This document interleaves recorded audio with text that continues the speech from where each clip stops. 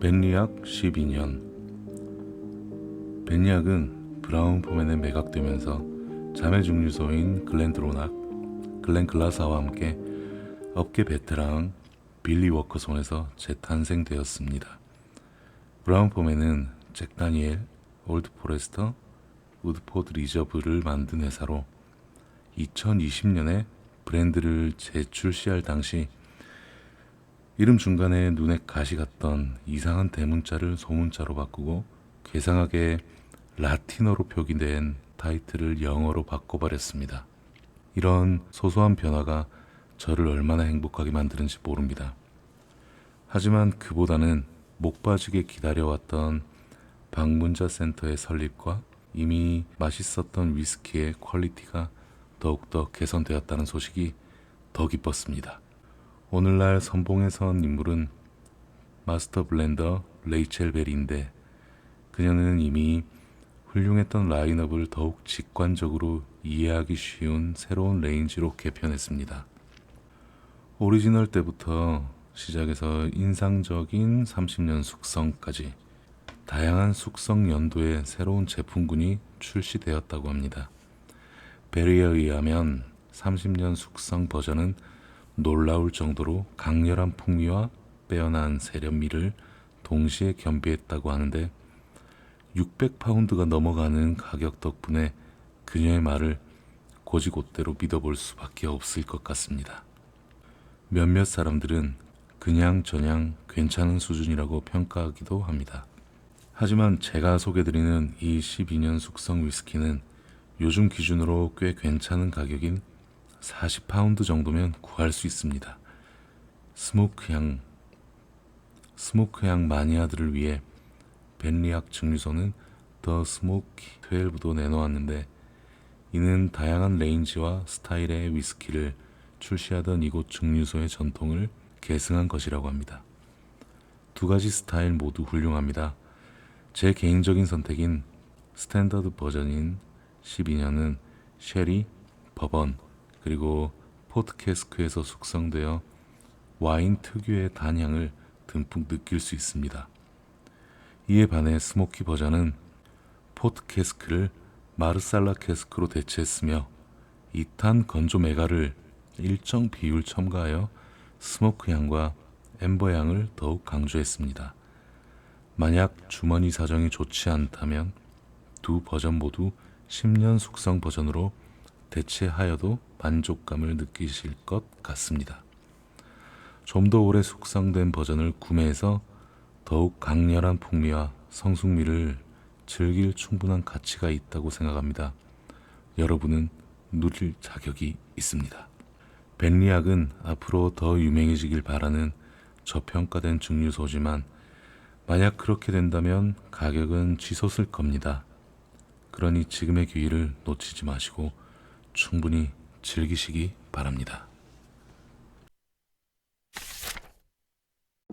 12번째 위스키 벤리악 15년. 101가지 위스키라는 제목의 책을 집필하면서 고든 앤 맥페이를 언급하지 않는 것도 얼토당치 않습니다.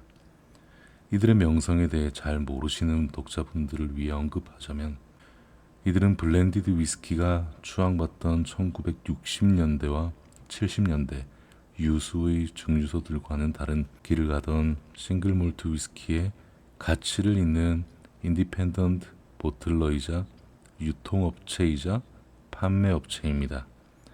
이 사실만으로도 그리고 엘긴에 위치한 매장만으로도 명예의 전당에 이름이 길이 새겨질 만합니다. 위스키 천국이 존재하면 아마 이들의 멜긴 매장과 같을지도 모르겠습니다.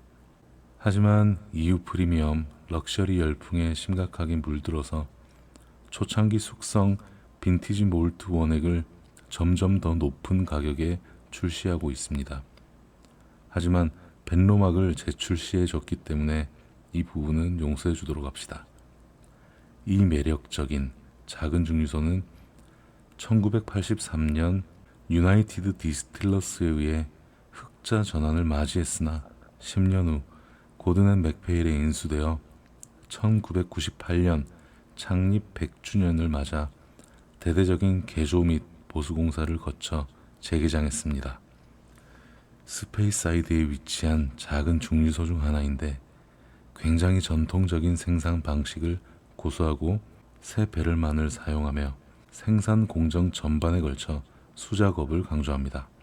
이 증류소의 경우 거의 25년간 운영해온 만큼 다양한 레인지의 G&M 위스키들을 판매하고 있습니다.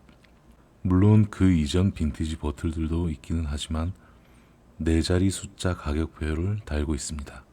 만약 유기농 생산 방식에 관심이 있다면 유기농 인증을 받은 이들의 콘트라스트 제품군을 선택하면 되지만 개인적으로 증류주의 특성상 별반 맛의 차이는 느끼지 못했습니다. 맛있던데. 엔트리 레벨인 10년 숙성 버전은 엄청난 가성비를 자랑하고 약 4배가량의 돈을 주면 21년 숙성 버전도 구매할 수 있습니다. 하지만 저는 그 중간 정도 레인지인 강렬하면서도 제법 섬세한 15년 숙성을 선택하겠습니다. 긴 숙성 기간은 단향과 과실향을 배가시키고 스모키향은 희석했습니다. 맛 자체는 클래식합니다. 13번째 위스키 빈버 올로로소 캐스크. 현재 크래프트 종류 분야에서 가장 화제거리인 이름 중 하나인 빈버는 런던에서 핸드크래프트 방식으로 열정을 담아 만드는 월드클래스 싱글 몰트 위스키를 만들겠다는 이들의 야망을 잘 표현하고 있습니다. 이 트렌디한 키워드들만 집어넣은 이들의 주장은 약간 의심스럽기도 한데 그도 그럴 것이 이 증류소는 공업단지에 자리 잡고 있는 데다 특히나 악명 높은 워무드 스크럽스 교도소 바로 옆에 자리 잡고 있기 때문입니다. 핸드크래프트 또는 열정이라는 단어는 기압이 잔뜩 들어간 신규 위스키 업장들이 자주 쓰는 어투로 과대포장이기 일쑤이며 상당수 기존의 유명하고 점잖은 위스키 업장들도 하고자 한다면 똑같은 주장을 펼 수 있겠지만 노골적인 PR이 나쁘끄러워 겸양의 의미로 지향합니다. 하지만 이것저것 문의해본 결과 빈버는 영국의 가장 오래된 메가 제조업장에서 맞춤으로 플로우 몰팅을 하고 원목 발효통을 사용하며 현장에 상시 대기하고 있는 위스키 배럴 제작 장인들이 있고 직화식 증류기를 사용하며 이름 있는 단일 농장에서 이들의 요구사항에 맞춰 특수 재배한 보리를 들여옵니다. 그뿐만 아니라 빈버 증류소에서 강조하는 몇몇 디테일에서 이들의 깐깐함을 엿볼 수 있기에 짐짓 과장돼 보이던 이들의 공약에 조금 더 신뢰가 갔습니다. 예를 들어 이들은 엄청나게 긴 발효 과정을 선호하고 발효통을 직접 제작하며 미리 토스트 해놓은 오크 나무 조각을 추가하기도 하며 더 가볍고 과실향의 풍미를 살리기 위해 증류기를 재설계하기도 했습니다. 이들은 캐스크 셀렉션 과정에도 굉장히 집요한데 미국산 버진오크로 만든 버번통과 헤레스 지역의 솔레라에서 직접 공수해온 쉐리우드, 루비포트 캐스크와 피트향이 굉장히 강한 아일라 쿼터 캐스크를 사용합니다. 당연하게도 보틀링은 증류소에서 직접 진행합니다. 가장 최근에 이들은 런던 교통공사와 제휴하여 자체 웹사이트를 통해 스프리드 오브 더 언더그라운드 컬렉션을 선보였으며 아포지를 출시하면서 제3자 보틀링에도 뛰어들었습니다. 이 제품은 이름 없는 스코틀랜드 양조장에서 생산된 블렌디드 몰트를 빈버 캐스크에서 추가 숙성시킨 제품입니다. 블랙베리 향이 첨가된 보드카도 눈에 밟히던 것 같지만 이만 줄이고 다시 본론으로 돌아오자면 가끔 소량으로 출시되는 이들의 멋진 올로로소 캐스크부터 시작해 보시는 걸 추천드립니다. 만약 한 병 발견한다면 재빨리 소나기에 넣어두는 것이 상책입니다. 14번째 위스키 블라드녹 비나야. 1993년 당시 아일랜드의 건축업자 레이먼드 암스트롱이 버려질 위기에서 구해낸 블라드녹은 3가지 문제에 직면해 있었습니다. 첫째, 건물의 상태가 처참했습니다. 둘째, 아무도 로우랜드 위스키에 관심이 없었습니다. 마지막으로 전 소유주가 위스키 생산량을 제한하는 조항을 매매 계약에 넣어 놓았습니다. 암스트롱 형제가 단순히 부동산 투기를 위해 이 부지를 사들였다는 소문이 끊이지 않았지만 형제는 소문에 맞서 싸웠습니다. 블라드녹은 아름다운 전원에 한적한 작은 귀퉁이에 자리 잡고 있었기 때문에 개발은 전혀 동떨어진 이야기처럼 보였습니다. 하지만 레이먼드는 위스키에 흠뻑 빠져들어 증류소를 계속 운영할 수 있도록 할 수 있는 모든 노력을 다했습니다. 그러나 이 부지를 계속 운영하려면 훨씬 더 많은 자금이 필요하다는 것이 점점 더 명확해져 갔습니다. 2015년 마침내 호주의 요구르트 거물인 데이비드 프라이어가 회사를 인수하고 증류소를 대대적으로 개조하기 시작했습니다. 그리고 그는 실력 있는 경영진, 그 중에서도 특히 번 스튜어트에서 이안 맥밀런을 데려왔는데 그는 2년에 걸친 개보수와 새로운 공장 설립을 감독했습니다. 500만 파운드 이상이 투자되었고 방문자 센터가 건립되었으며 기존 재고를 바탕으로 완전히 새로워진 위스키 제품군이 새로 출시되었습니다. 맥밀런은 후에 본인의 자문업체를 설립하며 사임하고 그 후임은 닉 세비지 박사가 맡게 되는데 그는 맥켈란에서 마스터 디스틸러직을 맡은 이력이 있었습니다. 그의 이직은 많은 업계 사람들을 놀라겠지만 품질을 타협하지 않는 진정한 크래프트 사업장을 맡아본다는 도전이 그에게는 거부할 수 없는 유혹이었던 것 같습니다. 맥밀런의 설비를 기반으로 블라드녹은 쉐리의 유형인 페드로 히메네즈와 올로로소, 포트5, 뉴오크, 구 버번 배럴 등 다양한 유형의 캐스크 타입을 준비하고 있는데 이들 중 95%는 한 번도 사용되지 않은 새 캐스크이며 모든 캐스크는 2번 이상 사용되지 않습니다. 기대되어 마지 않는 비나야부터 시작해 점점 더 상위 익스프레션을 맛보시는 걸 추천드립니다. 15번째 위스키 블레이즈.